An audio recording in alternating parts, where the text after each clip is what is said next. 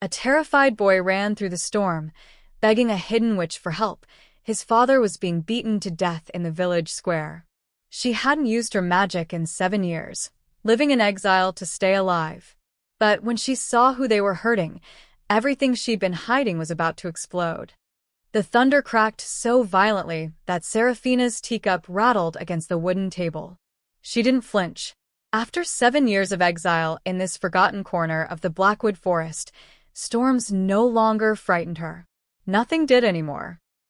She stirred her tea with a silver spoon, one of the few precious things she'd carried from her old life, and watched the rain slash against her cottage window. The fire in the hearth crackled softly, casting dancing shadows across the rough stone walls. This was her life now. Quiet, safe, powerless. Then came the pounding. Not the gentle knock of a lost traveler or the hesitant tap of a curious villager. This was desperate, frantic hammering that made her front door shudder on its hinges. "Please." A child's voice cut through the storm. "Please, someone help." Seraphina's hand froze mid-stir. Children never came this deep into the forest. The villagers told their young ones stories about the witch in the woods, stories meant to keep them away. The pounding continued. "Please. He's dying." Against every instinct that screamed for her to stay hidden, Seraphina rose. She crossed the small room in 3 strides and yanked open the door. A boy stood on her threshold, soaked to the bone and trembling. He couldn't have been more than 10 years old. His clothes were torn, his feet bare and bleeding, and his dark eyes were wide with terror that no child should ever know. "They're beating my dad," he gasped between sobs. "They're going to kill him. Please, you have to help." Seraphina's breath caught. She should say no. She should close the door, return to her tea, and let the world handle its own problems. That was the deal she'd made with herself when she fled to this place. No more involvement. No more using her gifts. No more being the witch queen. But the boy grabbed her hand with fingers like ice. "Please," he whispered, and something in his voice shattered the wall she'd built around her heart. "You're the only one who can stop them." "Who's beating your father?" she asked, her voice rougher than she intended. "The soldiers. The ones with the red crest. They came to our village yesterday asking about magic users. My dad. He stood up to them when they tried to take old Marta. They arrested him instead. Now his voice broke. They're making an example of him in the square. Everyone's too scared to help. But I heard the stories about you. About the woman in the forest who used to be." "Those stories are lies." Seraphina cut him off sharply. "I'm no one." "You're her," the boy insisted, his grip tightening. "The witch queen. I know you are. My dad told me about you once before. Before everything. He said you were the greatest magic wielder in the kingdom. He said if you were still alive, you'd be in hiding because the council wanted you dead." Seraphina felt her blood run cold. The Red Crest. The High Council soldiers. The same bastards who'd orchestrated the coup 7 years ago, who'd murdered her advisors, who'd driven her from her throne with promises that if she ever used magic again, they'd execute every person she'd ever known. She'd kept that promise. For 7 years, she'd let her power sleep, buried so deep inside her that sometimes she forgot it was there at all. "How far?" she heard herself ask. 20 minutes if we run," the boy said, hope flickering in his eyes. "Please. He's all I have." Seraphina should have said no. Should have explained that she couldn't help, that her days of fighting were over, that she'd chosen survival over heroism. Instead, she grabbed her dark cloak from the hook by the door. "What's her name?" she asked as she threw it around her shoulders. "Aaron," the boy said. "And your father?" "His name is Kale." The name hit her like a physical blow. Kale. General Kale. The man who'd commanded her armies. The man who'd stood at her right hand during the Battle of Crimson Vale. The man who'd supposedly died defending her throne during the coup. But there was no time for questions. Aaron was already pulling her into the storm. They ran through the forest, rain pelting them like tiny arrows. Lightning illuminated their path in brief, violent flashes.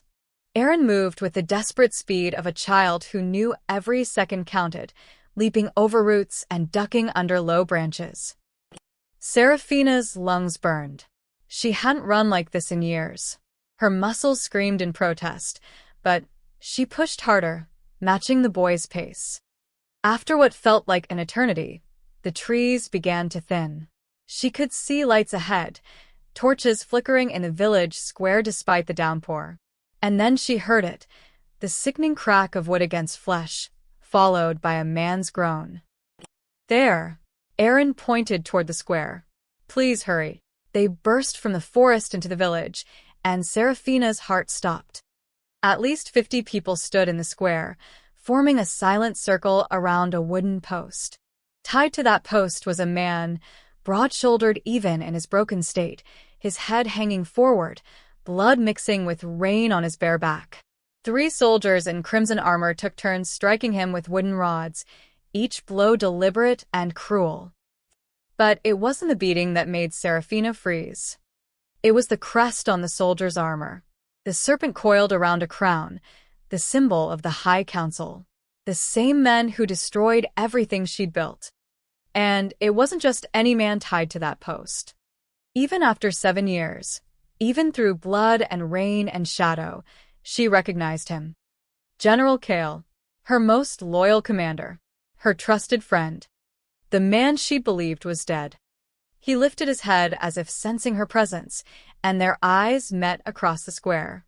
Recognition flashed in his gaze, recognition followed immediately by horror. He was trying to warn her, to tell her to run. But Seraphina had never been good at running. The lead soldier raised his rod for another strike, and something ancient and furious stirred in Seraphina's chest.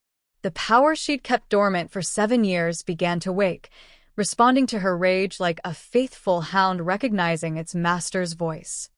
Aaron grabbed her sleeve. Can you save him? Seraphina's fingers crackled with barely contained energy. The air around her began to shimmer.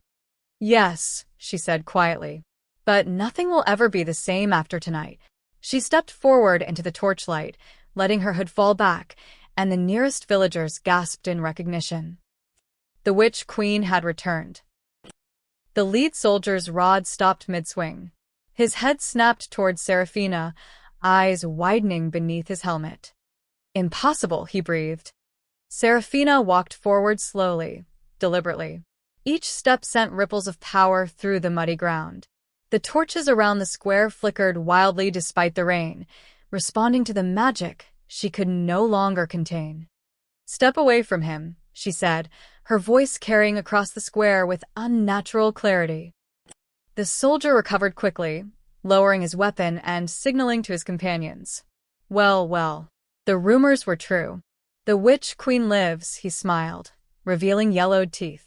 The council will pay handsomely for your head. They can try to collect it, Seraphina replied. The 3 soldiers moved with trained precision, forming a triangle around her. The villagers scattered, pressing themselves against buildings and diving into doorways. Only Aaron remained close, though Seraphina could feel him trembling behind her. Go to your father, she whispered without turning.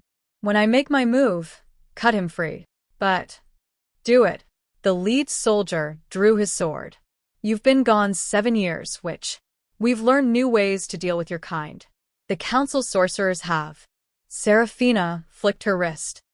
The soldier's sword flew from his hand, spinning through the air before embedding itself in a wooden beam 20 feet away. His companions froze, hands hovering over their own weapons. New ways. Seraphina asked softly. How fascinating. The soldier on her left lunged. She didn't even look at him. With a gesture, the ground beneath his feet turned to thick mud, swallowing his legs up to the knees. He toppled forward with a curse. The 3rd soldier was smarter. He pulled a small glass vial from his belt and hurled it at her feet. It shattered, releasing a cloud of silver smoke, Witch's Bane, designed to disrupt magical energy. Seraphina felt the smoke trying to latch onto her power, to smother it. 7 years ago, it might have worked. 7 years ago, her magic had been vast but controlled, refined through formal training and political necessity. Now, after years of suppression, her power was wild. Hungry. And it tore through the witch's bane like a wolf through paper. She raised both hands, and the rain itself obeyed. The water in the air condensed into dozens of ice shards, hovering around her like frozen stars. With a thrust of her palms, they shot forward, not at the soldiers, but at their armor. The ice struck with precision, hitting buckles and straps. The soldiers' armor fell away in pieces, clattering to the muddy ground, leaving them in nothing but sodden underclothes. Run, Seraphina said. Tell your council that Seraphina is done hiding. The lead soldier's face flushed with rage and humiliation. You'll regret this, witch. The High Council has already. Lightning struck. Not from the storm, but from Seraphina's fingertips. It split the ground between her and the soldier, sending up a spray of dirt and stone. The crack of thunder that followed rattled every window in the square. The soldiers ran. Seraphina turned to see Aaron sawing frantically at his father's bonds with a knife he'd pulled from one of the fallen soldiers' belts. The ropes fell away, and Cale collapsed forward. The boy caught him as best he could, but the man was twice his size. Seraphina crossed the square in seconds, helping to ease Cale to the ground. Up close, the damage was worse than she'd thought. His back was a mess of welts and cuts, his face swollen, one eye nearly shut. But his good eye focused on her with perfect clarity. Sarah, he rasped. You shouldn't have. Call me. They'll know. You're alive now. They should have killed me when they had the chance, she replied, examining his wounds. Broken ribs, certainly. Possibly internal bleeding. She placed her hand over his chest, letting diagnostic magic flow through him. Stay still. Dad. Aaron clutched his father's hand. Don't die, please don't die. Not. Planning to. Cale managed a weak smile for his son. Seraphina's magic mapped the damage. 3 broken ribs, extensive bruising, but nothing immediately fatal if treated properly. She could heal him, but it would take time and concentration, time they didn't have. Can you walk? She asked. If you help. A shout echoed from the far end of the village. More soldiers were coming. Seraphina could see their torches, at least a dozen of them. The council stationed a full garrison here 3 months ago. A villager called from a doorway, an old woman with gray hair. They've been hunting for magic users. Your boy there was brave, standing up to them. Cale coughed, blood flecking his lips. Not bravery. Stupidity. They found something, Sarah. Documents. Evidence. That's why they're here. Evidence of what? His eye locked with hers, and in that gaze, she saw the weight of secrets that had kept him alive through 7 years of hiding. Everything, he whispered. I know what the council is really planning, and it's so much worse than we thought. Seraphina didn't hesitate. She hooked Cale's arm over her shoulder and pulled him upright, ignoring his groan of pain. Aaron grabbed his father's other side, and together they stumbled toward the forest edge. Where are we going? Aaron asked, his voice tight with fear. Anywhere but here, Seraphina muttered. Behind them, the soldiers' shouts grew louder. She could hear the clank of armor, the barked orders. They had minutes at best. They'd barely reached the tree line when Seraphina felt it, a surge of hostile magic approaching from the south. Not ordinary soldiers then. The council had sent their hunting mages. Hold on, she warned. She released Cale momentarily, turning to face the village. The pursuing soldiers were crossing the square now, weapons drawn. Seraphina thrust her hands toward the ground, and the earth responded. Thick roots erupted from the soil, weaving together to form a living barrier between them and their pursuers. The roots twisted and grew, creating a wall of wood and thorn 15 feet high. It wouldn't hold forever, but it would buy them precious time. Keep moving, she commanded, taking Cale's weight again. They pushed deeper into the forest. Rain continued to pour, turning the ground treacherous.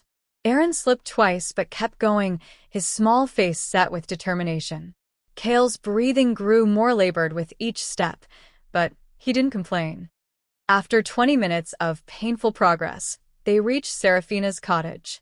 She kicked open the door, and they half-carried, half-dragged Cale to her bed. He collapsed onto it, his face gray with exhaustion and pain. "Aaron, there's a blue bottle on the shelf above the fireplace," Serafina said quickly. "Bring it to me." While the boy scrambled to obey, she placed both hands on Cale's chest. Healing magic was delicate work, requiring focus she didn't have, but she could at least stabilize him. Golden light flowed from her palms, seeping into his damaged tissue, knitting the worst of the internal injuries. Cale gasped as the magic worked, his back arching. Then he slumped back, breathing easier. "That's all I can do for now," Serafina said. "The rest will have to heal naturally." Aaron returned with the bottle, a pain-numbing tonic. Serafina helped Cale drink half of it, watching his face relax as the medicine took effect. For the first time since seeing him in the square, she allowed herself to truly look at him. 7 years had aged him. Gray streaked his dark hair, and new scars crossed his face and arms. But it was unmistakably Cale, the man who'd fought beside her, who'd trusted her judgment even when her own counsel had doubted. "They told me you were dead," she said quietly. "After the coup. They said you died defending the throne room." Cale's good eye met hers. "I should have. Came close. But I escaped through the eastern tunnels, the ones only you and I knew about. Been hiding ever since, moving from town to town, trying to stay ahead of the council's hunters." "Why didn't you find me?" The question emerged before she could stop it. "I tried." "But you'd gone deep, Sarah. No traces, no whispers." "I figured you wanted it that way," he coughed, then continued. "Besides, I had work to do. These past 7 years, I've been gathering evidence. Documents. Testimonies. Following the council's money trails and secret communications." Serafina felt ice form in her stomach. "What did you find?" Cale gestured weakly to Aaron. "Check my left boot. Hidden compartment in the heel." Aaron knelt and examined his father's boot, finding a seam that came apart to reveal a small leather pouch. He handed it to Serafina. Inside were folded papers, written in code she recognized, military cipher from her own reign. She scanned the documents, her blood running colder with each line. "They're not just hunting magic users," Cale said. "They're systematically exterminating magical bloodlines. Every family, with even a hint of magical heritage. Men, women, children, it doesn't matter. They've killed thousands already." "But why?" Serafina whispered, though part of her already knew. Phase 1, a larger plan. Once they've eliminated all magical opposition, they'll move on Phase 2, conquering the human kingdoms to the east. Those documents detail everything. Supply routes, army movements, even the dates for planned invasions.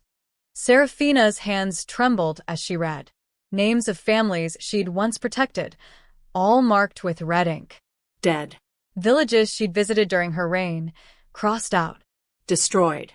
And beneath it all, a timeline showing the council's grand strategy, a campaign to dominate the entire continent within 5 years. "They want you especially dead," Cale added, "because you're the symbol. As long as people believe the Witch Queen might return, they have hope. The council can't move forward while that hope exists." A crash outside made them all freeze. Something large was moving through the forest, breaking branches, snarling. Serafina moved to the window and peered out. Her heart sank. 3 massive creatures prowled around her cottage, tracking beasts, part wolf and part something darker. Their eyes glowed red in the darkness, and shadow seemed to cling to their fur. Behind them, she could see more torches approaching. "They found us faster than I expected," she muttered. Aaron's face went pale. "What are those things?" "Shadowhounds," Cale said grimly. "The council's hunting mages bind them. They can track magic across miles." One of the beasts lifted its head and howled, a sound that made Serafina's teeth ache with wrongness. We can't stay here, she said. Gather what you can carry. We leave in 60 seconds. They fled into the storm with nothing but the clothes on their backs and the documents hidden in Aaron's shirt. Serafina took one last look at her cottage. 7 years of safety, of quiet nights and simple routines, then turned her back on it forever. The shadow hound's howls echoed through the forest, closer now. Serafina led them north, toward the Iron Spine Mountains where the terrain would be treacherous but defensible. Cale leaned heavily on her, each step a visible effort despite the numbing tonic. How far can you go? She asked him quietly. As far as I need to, he grunted. They pushed through the undergrowth for hours. The storm gradually weakened, but that only made their situation worse. Without the rain covering their tracks, the shadow hounds would find them even faster. Dawn broke gray and cold. They'd climbed steadily through the night, and now stood at the base of the mountains proper. Ahead, a narrow trail wound upward between jagged rocks. There, Serafina pointed to a dark opening in the cliff face. An old way station. We can rest there. The cave was shallow but dry. Serafina helped Cale sit while Aaron collapsed against the wall, exhausted. The boy's feet were bleeding, his face smudged with dirt and tears he refused to shed. Serafina knelt beside him. You did well tonight. Will they keep following us? Aaron asked. Yes, she answered honestly. The council doesn't forgive, and they don't forget, because of what my dad found. Partly, Serafina glanced at Cale, who had closed his eyes but wasn't sleeping. His breathing was too controlled. But mostly because of me. They can't allow me to live. Why did you hide for so long? The question wasn't accusatory, just curious. If you're so powerful, why didn't you fight back before? Serafina was quiet for a moment. Because power has a price, Aaron. Every spell cast, every life taken, it all costs something. 7 years ago, I was tired of paying that price. I thought if I disappeared, if I let go of being the Witch Queen, maybe I could finally rest. But you can't, Aaron said. Can you? She smiled sadly. No. I suppose I can't.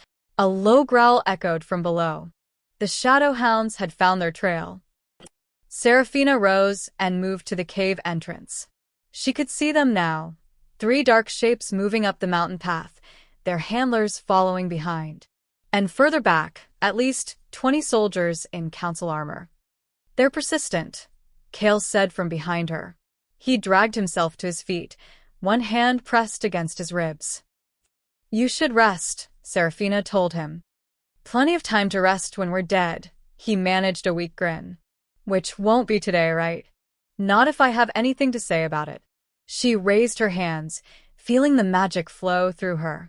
It came easier now than it had in the village, as if her power recognized it was needed and had stopped resisting.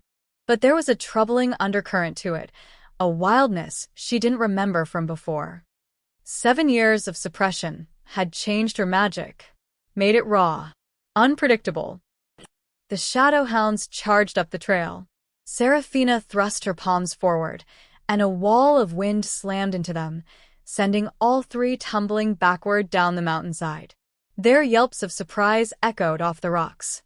But the effort cost her. She staggered, suddenly dizzy. Sera? Cale caught her arm. I'm fine, she lied. Just out of practice. The truth was worse than that. Her magic was enormous, perhaps even greater than it had been 7 years ago, but controlling it was like trying to steer a wild horse.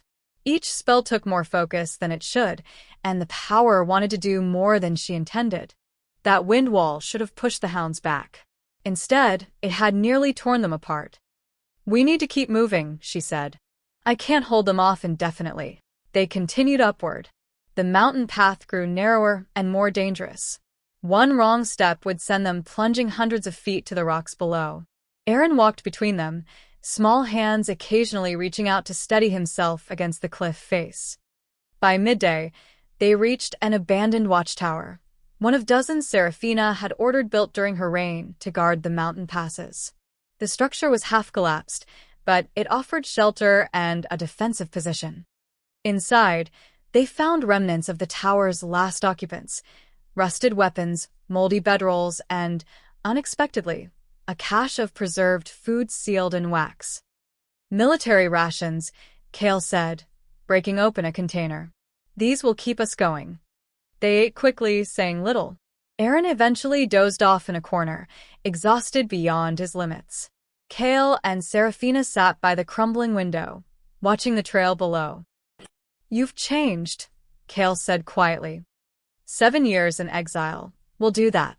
"That's not what I mean," he studied her face. "Your magic. It's different. Stronger, but I can barely control it," she finished. "I know. I kept it buried for so long that now it's like a caged animal. Every time I use it, it fights me. Can you master it again?" "I don't know," she admitted. "But I'll have to. Because this." She gestured to the mountains, to their desperate flight. "This is just the beginning." They stayed in the watchtower for 3 days, rationing the food and taking turns keeping watch. Kale's injuries slowly improved under Serafina's careful healing, though his ribs still troubled him. Aaron proved surprisingly resilient, adapting to their harsh circumstances with the flexibility of youth. On the 3rd night, everything fell apart. Serafina was on watch when she heard it, a soft whistle from below, answered by another from the east. Not bird calls. Signals. She shook Kale awake.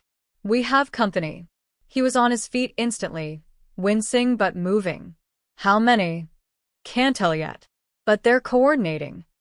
They woke Aaron and gathered their meager supplies. Serafina moved to the window, extending her magical senses outward. What she felt made her blood freeze.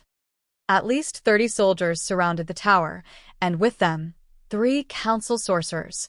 She could feel their magic, cold, methodical, nothing like her wild power, but dangerous nonetheless.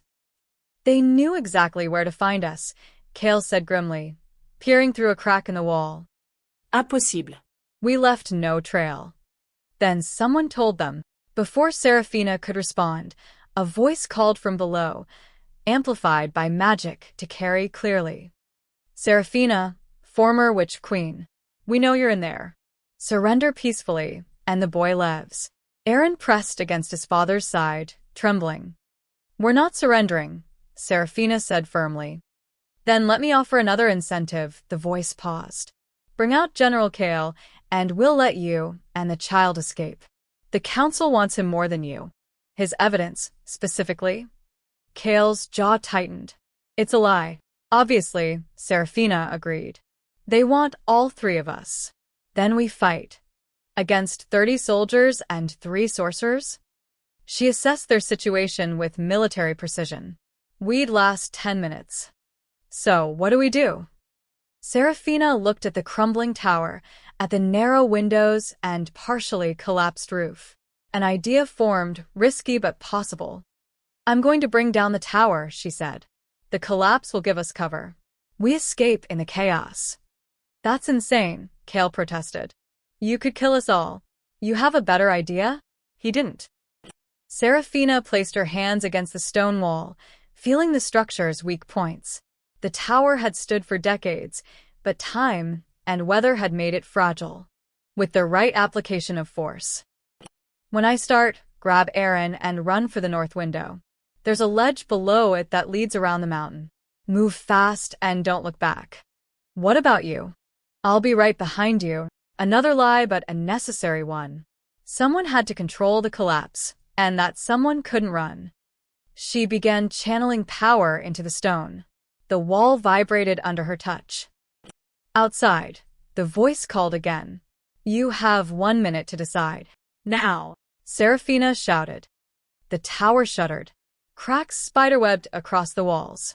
Kale grabbed Aaron and sprinted for the window, diving through it just as the ceiling began to fall. Serafina poured more magic into the collapse, directing it outward, away from the path Kale and Aaron had taken. Stone and timber crashed down on the soldiers below. Men screamed. The council sorcerers threw up magical shields, protecting themselves but not their companions. Then something grabbed Serafina's ankle. A vine. Not natural, but magical, glowing with sickly green light. It yanked her off her feet, dragging her toward the window. She clawed at the floor, but more vines erupted from the stones, wrapping around her wrists and throat.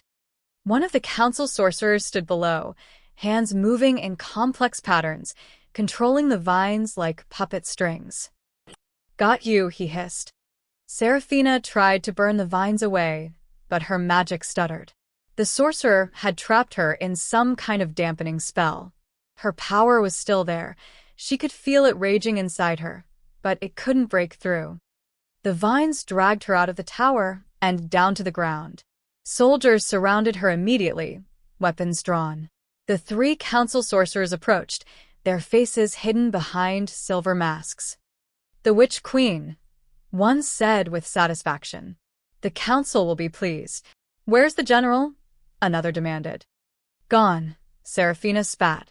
"You'll never catch him." "We don't need to," the first sorcerer gestured, and soldiers dragged forward a figure in chains. Kale. Seraphina's heart plummeted. They had him. But how? Surprised, the sorcerer laughed. "We knew you'd try to escape during the collapse. We had men positioned on every path. Your general ran right into them." "Dad." Aaron's voice rang out, and Seraphina saw soldiers holding the struggling boy 50 feet away. They'd been outmaneuvered. Completely. "The villager you helped 3 days ago," the sorcerer continued conversationally. "Old woman with gray hair? She sent word to our garrison the moment you left. 20 gold pieces for information on your whereabouts." People are so predictable. Seraphina felt something break inside her. The old woman had seemed grateful, sympathetic. But fear and greed made people do terrible things. "Chain them all," the lead sorcerer commanded. "We march for the council fortress at dawn. The High Council wants to make an example of them personally." As iron shackles closed around her wrists, iron inscribed with anti-magic runes, Seraphina met Kale's eyes across the camp. He mouthed 2 words, "I'm sorry." But it wasn't his fault. It was hers. She'd been so focused on running that she'd forgotten the first rule of warfare: always assume your enemy is smarter than you think. The council fortress rose from the black rock like a rotting tooth, all sharp angles and dark stone, built to intimidate rather than inspire. Seraphina had seen it only once before, 7 years ago, when the High Council had first claimed it as their seat of power after the coup. They'd been marching for 2 days. The iron shackles bit into her wrists, the anti-magic runes burning against her skin whenever her power tried to surface.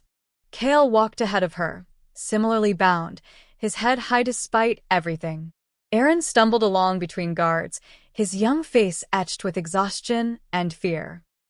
As they approached the main gates, crowds gathered. Not supporters. These were people the council had summoned to witness their triumph. The capture of the Witch Queen and her conspirators. Seraphina saw hatred in some faces, fear in others. But in a few, just a few, she saw hope flickering like dying embers. The gates groaned open, revealing a courtyard filled with more soldiers.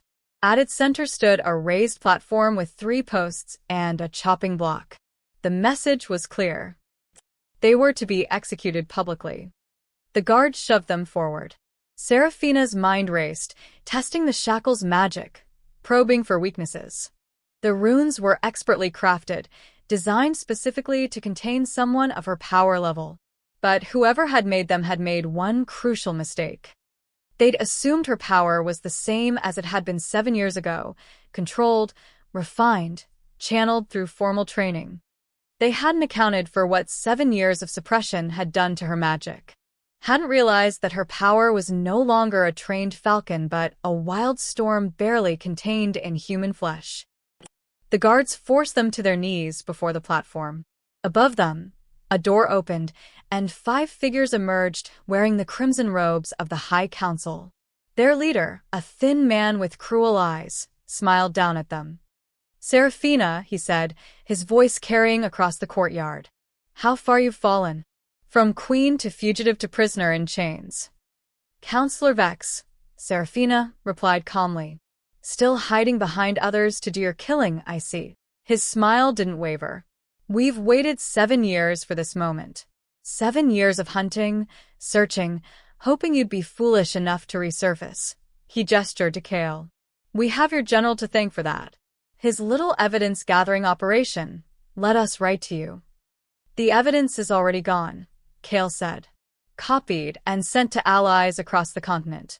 Even if you kill us, the truth will spread. Vex laughed. Truth? What is truth but the story told by those with power to enforce it? We control the narrative, General. We always have. He nodded to the executioner, a massive man holding an axe that gleamed in the sunlight. The boy dies first, Vex announced. Let the general watch his son's head roll, then we'll take his. The witch can die last, knowing she failed to save anyone. Aaron cried out as guards dragged him toward the block. Kale roared, thrashing against his chains. Serafina felt something crack inside her chest, not breaking but opening. The shackles began to smoke. No, she whispered. Then louder. No. The runes on her shackles glowed bright red, fighting to contain the power surging through her. But they were never designed for this, for magic fueled not by technique, but by pure, primal rage. No. The shackles shattered. Magic exploded from Serafina like a shockwave. The guards holding Aaron flew backward, slamming into walls. The platform cracked. The executioner's axe melted in his hands. She rose to her feet, and the air around her began to shimmer and burn. You want to see the Witch Queen? Her voice resonated with power, echoing off the fortress walls. Let me remind you what that means. She thrust her hand toward the fortress gates. They didn't just open, they exploded inward, iron and wood disintegrating into splinters and shrapnel. Soldiers rushed forward, but Serafina gestured, and they froze mid-step, ice spreading from their feet upward until they stood like statues. The council sorcerers appeared on the walls, launching spells. Fire, lightning, binding hexes. All of it slammed into an invisible barrier around Serafina and dissipated like mist. Is this the best your council can offer? She called up to them. Parlor tricks and borrowed power? She raised both hands, and the courtyard stones began to crack. Roots burst upward, not normal roots, but massive, ancient things that tore through the fortress foundation like it was paper. They wrapped around the walls, squeezing, breaking. One of the council sorcerers tried to teleport away. Serafina caught him mid-spell with a gesture, and he hung suspended in the air, choking. No one leaves, she said coldly. Not until this is finished. She walked toward the platform where Vex stood, his confidence finally cracking into fear. With each step, the ground beneath her feet turned to glass, smooth, reflective, and deadly sharp at the edges. You wanted to make an example of us, Serafina said, her eyes glowing with golden light. Let me make an example of you instead. Above her, storm clouds gathered despite the clear sky. Thunder rolled across the fortress, like the drumbeat of war. The Witch Queen had returned, and she would show no mercy. Vex stumbled backward, his crimson robes tangling around his legs. Kill her, he screamed at his soldiers. Kill her now. 24 guards charged from all directions. Serafina didn't even turn her head. The courtyard stones erupted beneath their feet, launching them into the air. Before they could fall, vines shot up from the cracks, thick as a man's arm and covered in thorns, catching each soldier and slamming them against the walls hard enough to crack stone. The remaining council members tried to flee back into the fortress. Serafina clenched her fist, and the doorway sealed itself with stone, trapping them on the platform. You don't get to run, she said quietly. Not this time. She released Kale and Aaron's shackles with a thought. The iron fell away, clattering to the ground. Kale immediately pulled his son close, shielding him. Get down, Serafina told them. This won't be pleasant. The 3 council sorcerers on the walls launched a coordinated assault. Bolts of dark energy converged on Serafina from 3 angles simultaneously, a killing spell designed to overwhelm any defense. She caught all 3 bolts in her bare hands. The dark energy writhed and sparked, trying to burn through her flesh. Serafina compressed it, squeezed it, forced it into a single point of light between her palms. Then she threw it back. The blast struck the center wall, and the entire section collapsed. The 3 sorcerers fell with it, their screams cut short as tons of stone buried them. Vex had crawled to the edge of the platform, trying to climb down. Serafina gestured, and he froze in place, held by invisible hands. "Please," he whimpered. "We can negotiate. The council will give you anything." "You have nothing I want," Serafina said, walking up the platform steps. "Except your lives. And I'm taking those." She raised her hand, and Vex rose into the air, still frozen. The other 4 council members watched in horror. "7 years ago, you took my throne through treachery and murder," Serafina continued, her voice carrying to every corner of the courtyard. "You killed my advisors, destroyed my works, and hunted anyone who showed magical talent. You've killed thousands." Lightning gathered around her fingers, crackling and spitting. "You wanted to erase magic from this world because you feared it, because you couldn't control it." She looked at each council member in turn. "But magic isn't something you control.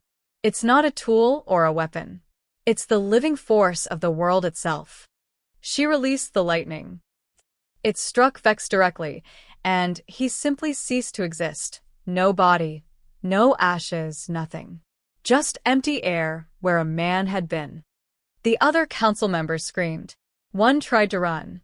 Serafina gestured, and flames engulfed him. He burned so quickly there wasn't even time for him to scream a second time. 2 left. "Please," one of them cried, falling to her knees. "We were following orders. It was Vex's plan, not ours." "Then you should have stopped him," Serafina said. "Or died trying." The woman barely had time to register the words before roots burst through the platform beneath her, wrapping around her body and dragging her down into the earth. The platform sealed over her as if she'd never existed. The last council member, a young man who couldn't have been more than 30, simply stood there, accepting his fate. "Any last words?" Serafina asked. "You're no better than we were," he said quietly. "This is just revenge. Just more killing." "You're right," Serafina agreed. "But the difference is I'm not pretending to be righteous. I'm not claiming this is for the greater good. This is exactly what it looks like, punishment." Wind gathered around her, howling with supernatural force. The young man closed his eyes. The wind lifted him up, higher and higher, until he was barely visible against the darkening sky. Then it simply let him go. Serafina turned away before he hit the ground. Around the courtyard, the remaining soldiers stared at her in absolute terror. Some had dropped their weapons. Others were openly weeping. "I'm going to give you all a choice," Serafina announced, her voice magically amplified. "You can fight me and die, or you can leave this fortress, go home to your families, and never take up arms for tyrants again." Not a single soldier chose to fight. They fled, scrambling over rubble, pushing through the destroyed gates, running for their lives. Within minutes, the courtyard was empty except for Serafina, Kale, and Aaron. The storm above the fortress intensified.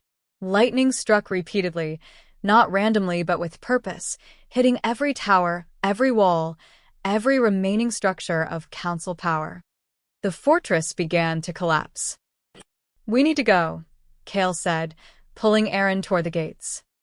Serafina stood in the center of the destruction, feeling the power coursing through her, wild, unstoppable, intoxicating.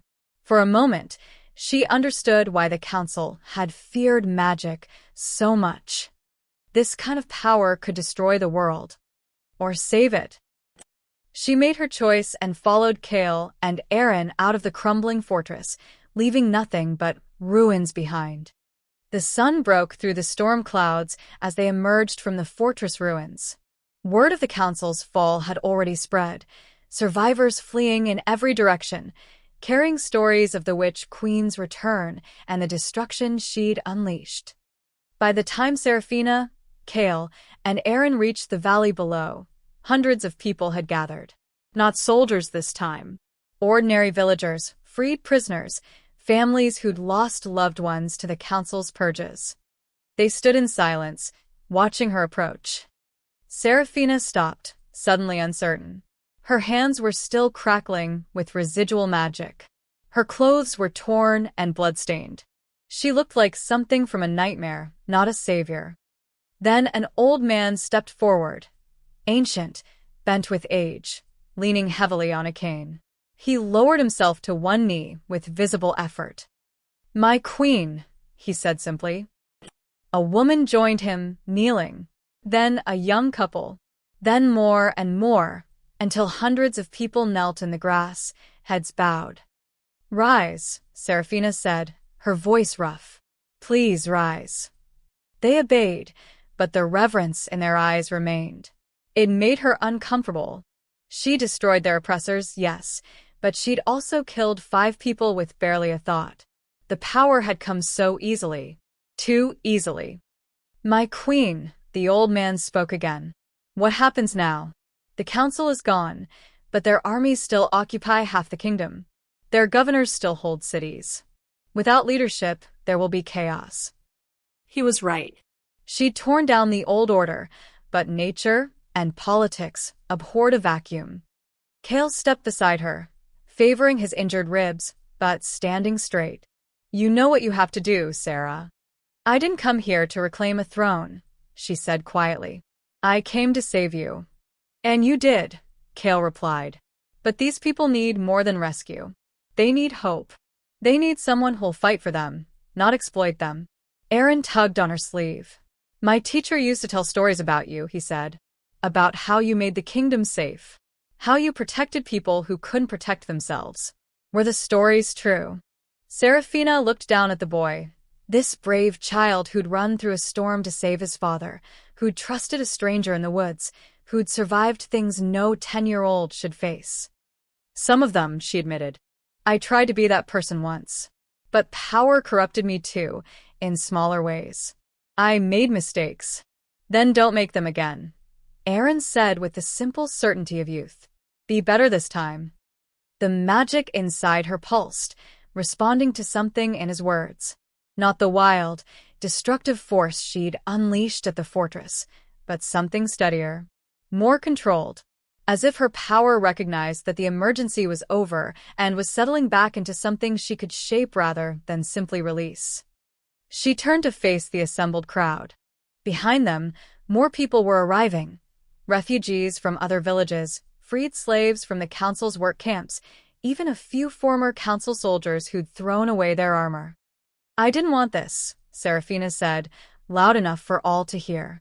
7 years ago, I ran from responsibility, from leadership, from the weight of a crown. I told myself I was tired of paying the price for power. And I am. She paused, gathering her thoughts. But I've learned something in these past days. The price of power isn't nearly as terrible as the price of powerlessness. Of watching injustice and doing nothing. Of having the ability to help and choosing safety instead." The crowd listened, utterly silent. The High Council is destroyed. Their fortress is rubble. But their legacy of fear and oppression remains. It will take years to undo the damage they've caused. Years of hard work, of rebuilding, of healing. She took a deep breath. "I can't do it alone. I won't be the kind of ruler who demands obedience without earning it. But if you'll have me, if you'll work beside me, I will be your queen again." The old man raised his cane. "Long live Queen Seraphina." The cry was taken up by others. "Long live the Witch Queen. Long live Queen Seraphina." The sound built and built until it echoed across the valley like thunder. Seraphina felt the magic respond to their voices, to their hope. It rose through her body, not wild this time but purposeful. Her torn clothes began to shimmer and reform, not into the elegant gowns she'd worn before, but into armor. Living armor made of golden light that flowed like water, but looked hard as diamond. She rose into the air, lifted by wings of pure magical energy that spread from her shoulders like those of some ancient phoenix. The storm clouds above parted completely, and sunlight bathed the valley in brilliant gold. Kale watched with a smile, one arm around his son. Aaron's eyes were wide with wonder. Long live the Witch Queen, the people chanted, their voices filled with joy and hope and the promise of a future worth fighting for. Seraphina hovered above them, arms spread, the living embodiment of magic itself. She'd been a queen before. She'd been a fugitive. She'd been a hermit hiding from her own power. Now she was something new, a protector who understood that power without compassion was tyranny, but compassion without power was just good intentions. The Witch Queen had returned. And this time she would get it right. The end.